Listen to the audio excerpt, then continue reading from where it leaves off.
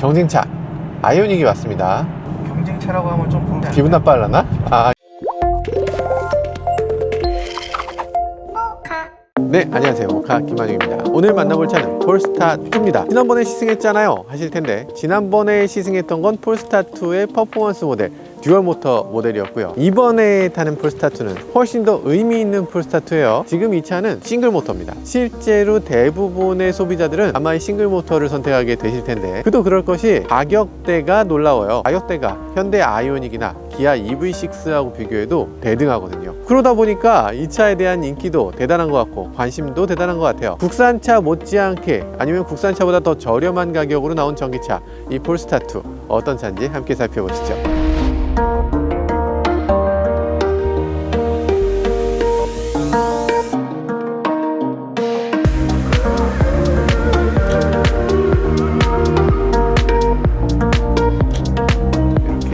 켜졌을 땐 램프가 이 위에 램프도 그렇고 아래 램프도 그렇고 위아래로 이렇게 움직여 주네요. 픽셀 LED 헤드램프를 갖고 있고요. 픽셀 LED 헤드램프라서 마주오는 차에 눈이 부시지 않게, 그러면서 항상 상향등을 켤 수 있도록 이렇게 만들어져 있을 뿐만 아니라, 헤드램프 자체도 위아래로 조사각도를 조절할 수 있고요. 그리고 좌우로도 조절할 수 있는 아주 첨단 헤드램프를 갖고 있네요. 위아래 조사각도 조절은 왜 있냐? 뒤에 사람이 타는 경우는 앞이 들리잖아요. 그러니까 앞 사람의 눈이 부시지 않도록 그걸 낮춰주는 거고요. 그리고 뒤에 사람이 타지 않으면 또 숙여지지 않도록 멀리까지 볼 수 있게 이렇게 헤드램프를 들어주는 그런 기능을 갖추고 있습니다. 자동으로 그런 일들이 벌어지고요. 자, 프렁크 보죠. 프렁크. 자, 프렁크가 이렇게 있고요. 지난번에도 말씀드렸지만 여기 프렁크에 아주 작은 공간이 하나 마련되어 있습니다. 자잘한 것들 넣을 수 있는, 충전 케이블이나 이런 것들 넣을 수 있는 그런 위치라고 생각되고요. 워셔액이 여기 넣기 때문에 워셔액 통 같은 거 하나쯤 넣어놓고 다니는 분들이 많다고 하더라고요. 워셔액을 차에 싣고 다니는 거 뭐 그렇게 추천드리진 않습니다. 왜냐하면 워셔액이 가연성 물질이니까 워셔액을 많이 갖고 다니진 않았으면 좋겠어요. 한 개 정도 갖고 다녀도 되겠지. 그리고 여기에 보면 리페어 킷이 여기 있습니다. 타이어 리페어를 위한 리페어 킷이고요. 타이어 리페어 액이 들어있습니다. 저 액은 쓰지 않는 것이 좋고요. 에어우퍼 테크놀로지라고 되어 있는데요. 에어우퍼라는 건 뭐냐면, 차의 내부에 우퍼를 달고 있는 대신에 차의 외부로 우퍼를 빼서 더 넓은 공간을 우퍼의 인클로저처럼 사용할 수 있도록 하는 그런 기능입니다. 잘 안 닫혀요. 알루미늄이거든. 전체적으로 봤을 때 디자인은 어떻게 마음에 드세요? 저는 굉장히 마음에 들거든요. 폴스타의 디자인은 정말 심플하면서 특별하게 튀지 않는, 그러면서도 굉장히 화려한 디자인을 갖고 있어요. 길에서 지나가면 다들 시선을 집중할 수 있는 그런 디자인입니다. 굉장히 묘해요. 튀지 않으면서도 이렇게 화려하게 만들어낼 수 있는 거, 디자이너의 역량이 정말 대단하다는 생각을 해보게 됩니다. 전체적으로 조약돌처럼 가다듬어진 그런 느낌을 가지고 있어요. 전면에 그릴에서 봤던 그 바둑알 같은 그런 느낌이 들게 하는, 잘 깎은 네모난 돌 같은 그런 외관을 갖고 있습니다. 이런 것들도 인상적이죠. 봤을 땐 세단 같잖아요. 세단 같지만 실제로는 세단이 아니고 해치가 있는 해치백입니다. 세단의 스타일을 원하면서도 적재 공간은 넓었으면 좋겠다고 생각하시는 분들에게 좋은 선택이 될 수 있을 것 같아요. 저도 개인적으로는 이렇게 적재가 위로 될 수 있는 이런 해치를 더 좋아하고요. 짐을 싣거나 뺄 때 트리스 하듯이 이렇게 위로 쌓을 수도 있고, 여러 가지 적재를 더 다양하게 할 수 있어서 일반 세단에 비해서 훨씬 더 짐이 많이 들어가는 걸 알 수 있으실 겁니다. 그리고 여러 가지 부분에서 꼼꼼함이 드러나 보이는데, 뭐 이런 것들 많이 보셨죠?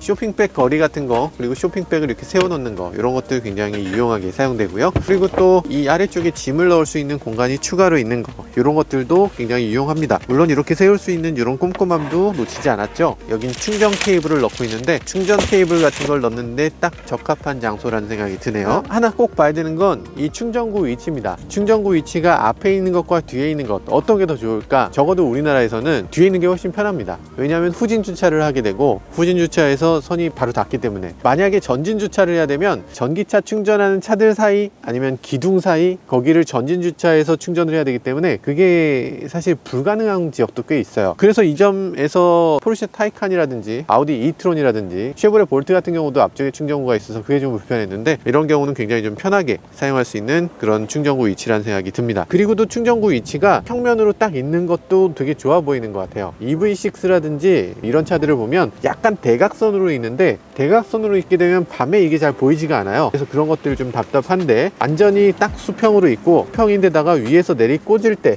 꽂기 편하도록 이렇게 만들어져 있어서 전기차를 진심으로 만드는 회사구나, 전기차를 위해서 많은 투자를 했구나, 이런 생각이 드는 그런 충전구 형식이기도 합니다. 근데 이 안쪽에 불이 들어오는 건 아니어서 이게 밤에도 잘 보일까, 그 부분은 조금 아쉽기도 하네요. 어쨌든 충전구 위치는 훌륭하게 잘 만들어져 있다. 물건 다 봤으니까 실내로 빨리 넘어가시죠. 차에 드나들 때 살짝 걸려요. 보니까 이게 좀 낫습니다. 볼보와 플랫폼을 공유하다 보니까 이렇게 폴스타도 이런 게 있는데요, 볼보의 안전 철학 때문이에요. 왜냐하면 이게 전복됐을 때, 이게 만약에 이런 식으로 생겼으면 짜부라들 거잖아요. 그러니까 최대한 전복됐을 때도 이 형상을 유지할 수 있게 이쪽에 두께를 세로 형상으로 이렇게 만들어 놨습니다. 세로 형상으로 이렇게 만들어 놓다 보니까 이게 살짝 머리가 닿는 거지. 그런데 안쪽에 들어왔을 때 보면 머리 공간이 작진 않습니다. 머리가 닿거나 그렇진 않아요.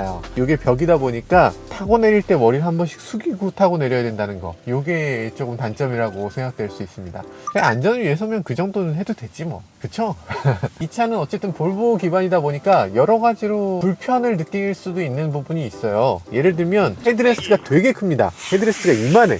아니, 이렇게 큰 헤드레스트 앞이 하나도 안 보이잖아요, 할 수 있는데 어쨌든 볼보는 이거를 용납을 못하는 거죠. 이거보다 작은 헤드레스트에다가 만약에 운전자가 후방 추돌됐을 때 헤드레스트에 딱 안 맞고 옆에 맞으면 어떡할 거야? 빗나가면은, 그럼 그 사람 다치잖아. 그 꼴을 어떻게 봐? 라면서 이만하게 이걸 만들어 놓은 거죠. 이쪽 뒷좌석 헤드레스트도 또 어마어마해요. 천장까지 그냥 붙어 있습니다. 그래서 헤드레스트에 맞지 않는 경우가 거의 없도록 이렇게 구성을 해놨어요. 그럼 가운데 사람 앉으면 어떡하냐? 가운데도 헤드레스트가 이렇게 마련되어 있습니다. 여기까지 올라와. 이게 안전을 위해서 정말 필요한 건데, 안전을 위해서 좀 불편해도 되지. 이 시트의 구성이 어떤 경우는 양쪽 시트가 넓고 가운데가 좁은 차들이 많잖아요. 근데 이 차는 가운데도 지금 충분한 공간을 만들어 놓고 있어서 가운데 팔걸이도 이렇게 상대적으로 넓은 그런 팔걸이를 갖고 있습니다. 뒷좌석에 에어벤트가 제대로 만들어져 있고요. 여기도 열고 닫고, 그리고 좌우로 위아래로 이렇게 조절할 수 있는 에어벤트를 갖고 있어요. 그리고 USB라든지 열선 시트도 마련되어 있습니다. 뒷좌석 열선 시트도 나오고요. 그리고 뒷좌석용 스피커도 그럴듯하게 만들어져 있는데, 여기 하나, 여기 둘, 여기 셋, 이런 식으로 스피커가 3개가 각각 마련되어 있고요. 자, 일단 운전석으로 넘어가서 주행하면서 조금 더 살펴보도록 할게요. 이번 시승을 하면서 제일 걱정하는 것은, 모터가 2개인 자동차만 주로 타잖아요. 제가 뭐 테슬라도 타고 타이칸도 타고 다 모터가 2개씩이거든요. EV6도 그렇고. 근데 이 차는 모터가 하나니까 출력이 많이 부족하지 않을까, 이런 걱정이 되는데, 오늘 시승을 통해서 정말 그런지 알아보도록 하겠습니다. 일단 실내에 앉았을 때 느낌은 굉장히 좋네요. 기능적인 부분이라든지 첫인상은 굉장히 좋습니다. 첫인상은 이게 디스플레이가 세로로 이렇게 길게 있는 거 기분이 좋고 첨단 느낌이 나기도 하고요. 우리가 테슬라나 이런 차들을 많이 타다 보니까 전기차에서는 뭔가 인테리어 요소가 없는 느낌이잖아요. 아이오닉도 마찬가지. 뭔가 좀 지나치게 심플하달까? 그런 느낌이 드는데, 그러다 보니까 전기차를 탈 때 많은 분들이 거부감도 많이 느끼는 것 같고 뭔가 좀 생소하다 이렇게 느끼는 분들도 많은 것 같은데, 이 차는 적어도 그런 느낌은 아닙니다. 이 생소한 느낌보다는 익숙한 느낌? 평소에 타던 차가 조금 더 진화했네, 이런 느낌이 드는, 그런 정도로 완전히 파괴적인 변화가 아니라 부드러운 진화 같은 느낌이 드는 그런 인테리어를 갖고 있어요. 내비게이션 같은 경우도 굉장히 인상적입니다. 이 내비게이션이 세로다 보니까 가로로 된 내비게이션보다 세로로 된 내비게이션이, 여러분들 스마트폰으로 내비게이션 봐서 아시겠지만 세로가 조금 더 인식하기 편한 경우가 많은 것 같아요. 왜냐면 내가 길을 앞으로 가니까 내 옆은 그렇게까지 많이 알 필요가 없는 거지. 세로로 된 내비게이션이 굉장히 좋게 보이기도 하고요. 그리고 무엇보다 이 내비게이션 화면이 어디서 많이 본 것 같은데? 많이 본 내비게이션이잖아요. 이거 T맵입니다. T맵이고, T맵이 99까지 데리고 왔어요. 음성인식으로 여러 가지를 할 수 있습니다. 오늘 날씨 알려줘. 최고 기온 영하 3도, 최저 기온 영하 11도로. 영하 11도라고? 차량용 T맵, 차량용 누구가 설치돼서 이렇게 운전에 대한 정보를 하나씩 알려주고 있네요. 그리고 여기서 또 인상적인 것은요, 누구가 너무나 인식이 잘 되기 때문에 기란네 스위스 그랜드 호텔, 이미 목적지로 설정된 장소예요. 너무 인식을 잘해요. 아니, 이미 한 건 또 어떻게 알고 있어?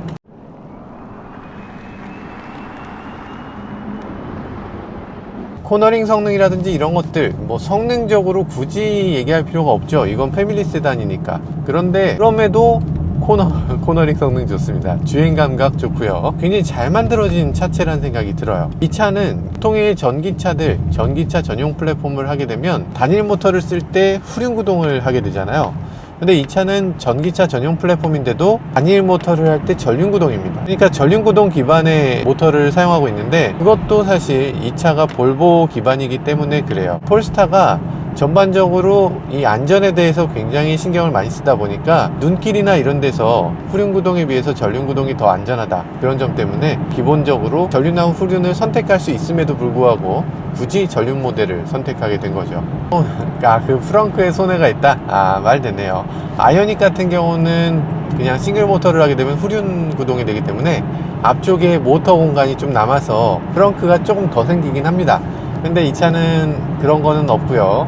대신에 프렁크가 기본적으로 아이오닉의 후륜구동 모델만큼 넓어요. 아이오닉 전륜구동 모델 프렁크는 정말 이만큼, 높이가 이만하거든요. 프렁크가 사실은 그렇게 의미 있느냐? 그렇게 의미가 없습니다.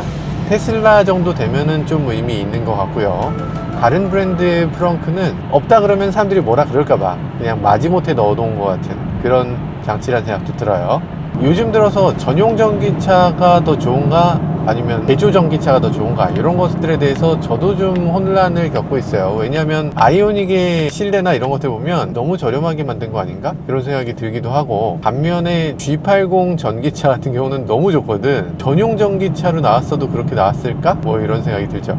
지금 여기 초록색으로 그림을 보여주는데요, 국산차도 사실 이런 거 잘 안 되잖아요. 초록색 가이드라인을 따라가라, 이런 내용이거든요. 길 잊어버리지 않는데 정말 큰 도움이 됩니다. 칠을 분홍색 초록색으로 했다는 거, 요거 자체도 좋은 아이디어긴 한데, 근데 그걸 실제로 내비게이션에서 보여주지 않으면 의미 없는 것 같아요. 내비게이션에서도 이렇게 어떤 색깔로 가라고 이렇게 표현해 주는 거, 이거 정말 좋은 기능인 것 같습니다. 티맵이니까 가능한 거죠. 티맵이라든지 이런 것들로 빨리 좀 전환해 줄 필요가 있는 것 같아요. 수입차들 대부분이 지금 내비게이션이 아주 형편없거든요. 국산차 사는 이유 중에 굉장히 큰 이유가 그 내비게이션이 후지기 때문에 국산차를 산다, 이런 분들이 꽤 계세요. 벤츠도 이제는 그냥 빨리 포기하고 티맵 그냥 깔아줬으면 좋겠어요. 포르쉐는 도대체 그걸 뭐라고 설치를 해주는 거야? 포르쉐 내비게이션, 폭스바겐 내비게이션, 아우디 내비게이션, 이게 뭐예요? 깔아주지 말고 그냥 돈으로 주지. 그럼 내비게이션이라도 싸제라도 장착할 텐데. 그런 면에서 현대차가 강점이 있었는데, 그런데 이제 폴스타 같은 경우는 내비게이션 자체를 티맵으로 하기 때문에 현대차 내비게이션보다 오히려 더 뛰어난 것 같고, 여러 가지로 더 편리하고 막히는 길도 더 효과적으로 알려주기 때문에 현대차보다 내비게이션이 더 낫다, 이렇게 생각되기도 합니다. 전기차라고 해서 다 똑같은 주행 감각을 갖고 있는 건 아니고 미세하게나마 다들 차이가 있는데, 차는 아주 매끄러운 주행 감각을 특징으로 하고 있네요. 사륜구동 모델도 아닌데 이렇게 잘 달린다고? 괜찮은데요? 달리는 느낌 아주 좋고요. 그리고 특징적인 부분 중에 하나는 이 차는 드라이브 모드가 없어요. 드라이브 모드를 별도로 갖고 있지 않은 게 또 특징입니다. 요즘 어지간하면 다 넣어주잖아. 드라이브 모드는 뭔가 요식행위 같은 걸로 본 것 같아요. 전기차에서 그런 게 뭐가 필요하냐는 거지. 아니, 네가 더 빨리 달리고 싶으면 가속 페달을 더 밟으면 되잖아. 천천히 가고 싶으면 덜 밟으면 되지. 그걸 뭐하러 우리가 스포츠 모드를 만들고, 어차피 그거 있어도 안 쓸 거잖아, 이런 것 같아요. 오디오를 한번 들어봤으면 좋겠는데? 현대차만 빼곤 다 되더만. 뭐 좀 요즘 노래 없어요?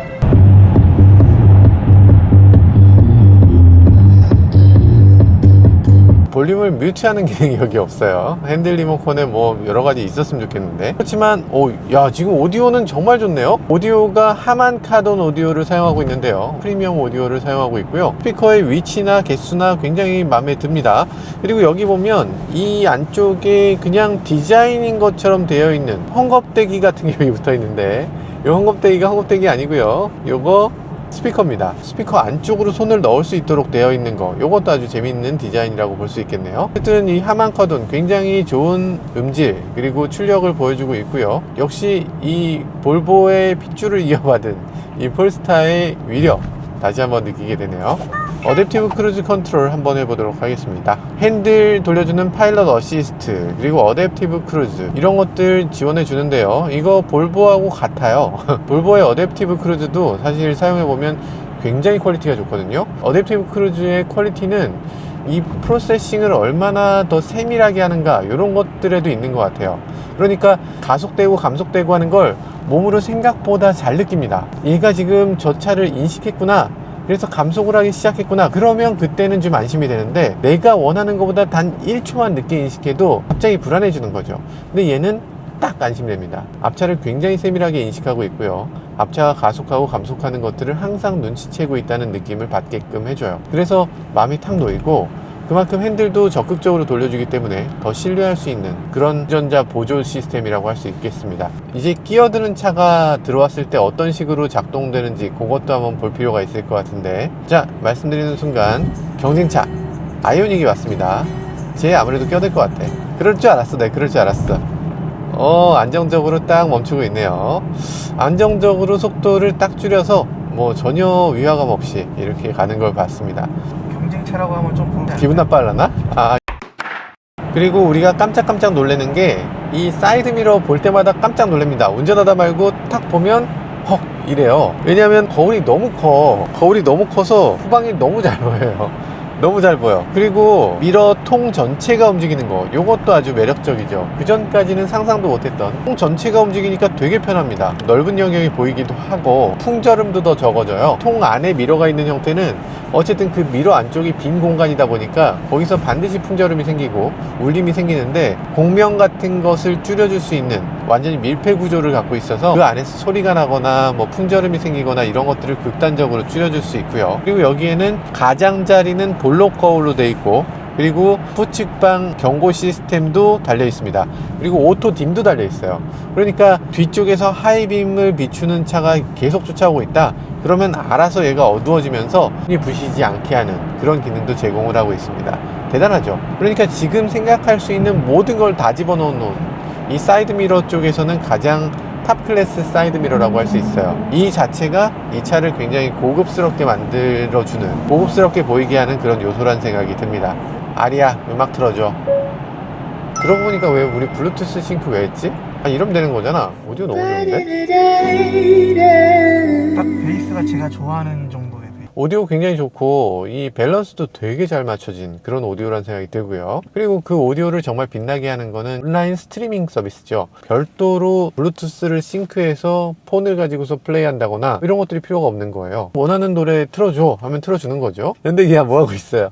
아니, 이 정도는 해줘야죠. 제네시스나 일부 차종에만 스트리밍 서비스를 지원을 하고 있는데, 그거 뭐 그렇게 아껴요. 그거 아낄 게 아니죠. 일단은 뭐 폴스타도 그렇고 볼보도 그렇고 LTE를 5년 동안 무료로 해줍니다. 스트리밍을 아무리 들어도 돈을 안 내요. OTA 같은 경우는 15년 동안 해줘요. 이 정도까지 해줘도 되나 싶은데, 해줘도 되니까 해주는 거겠지. 아니, 현대기아도 이 정도는 해줘야죠. 만약에 스트리밍 서비스를 한다면 현대도 스트리밍 서비스를 전체 모든 차종에 다 넣어야 되고요. 이건 그냥 돌아올 수 없는 길이에요. 그건 무조건 가는 거예요. 그 길로 무조건 가는 건데, 빨리 했으면 좋겠습니다. 좀 쉽고 편리하게 좀 페이먼트를 할 수 있게 그렇게 좀 고려를 좀 해주시면 좋겠습니다. 얘는 그래서 그런 것들을 굉장히 편리하게, 시스템 자체가 여러 가지로 편하게 자동차의 골치 아픈 일들을 생각하지 않도록 그렇게 만들어져 있어요.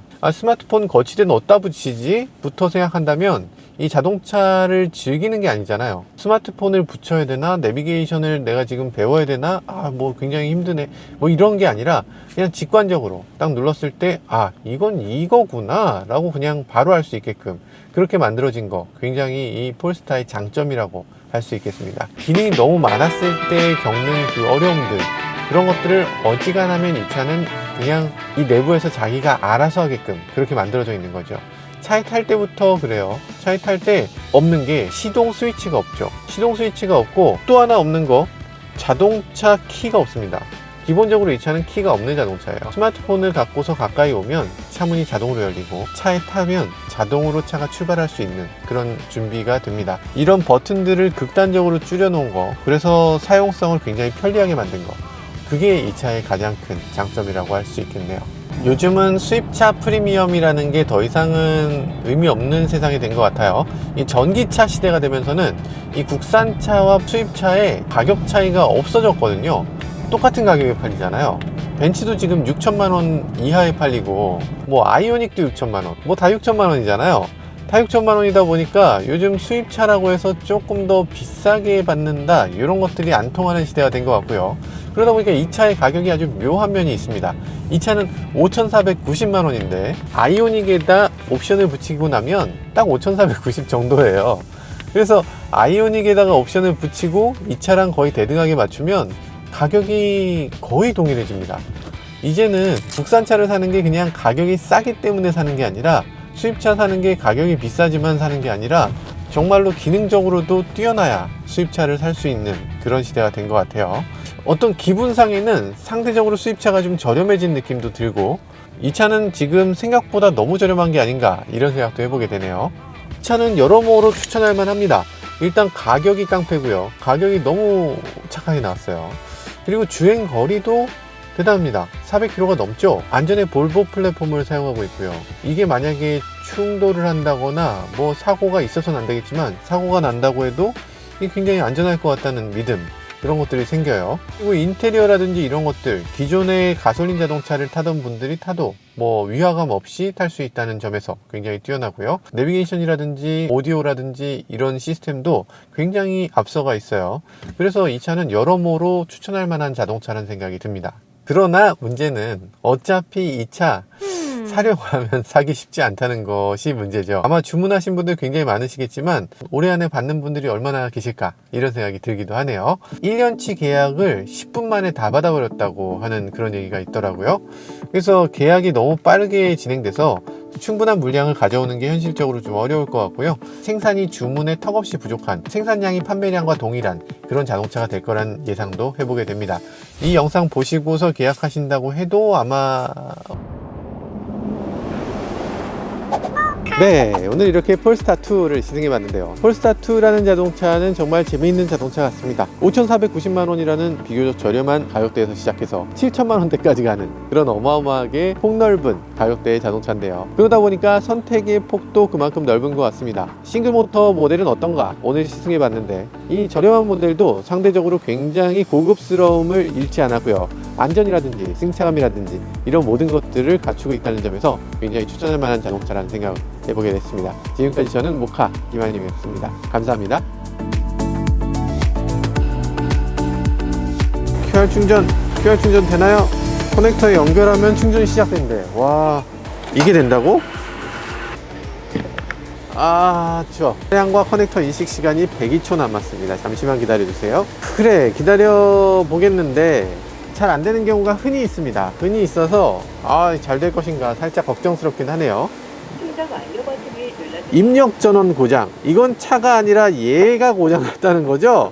뭐냐고. 충전 완료도 안 돼. 정말 짜증이 진짜. 커넥터에서 또 분리를 해야 돼요. 원위치 시키고 뚜껑 닫고 다시 해보죠. 뚜껑 닫고 다시 해보죠. 뚜껑 닫고 다시 해보죠. 야이씨, 빨리 넘어가 주세요. 빨리 다음으로 넘어가. 시그넷. 야, 진짜 이게 말이 됩니까? 환경부 여보세요. 이게 바로 요즘 전기차 충전기 현실입니다. 이용해 주셔서 감사합니다 라는데, 뭐가 감사하면은 처음으로 좀 가주세요 제발. 멀쩡한 충전기는 지금 다 충전을 하고 있고, 고장난 충전기 하나 남은 거예요.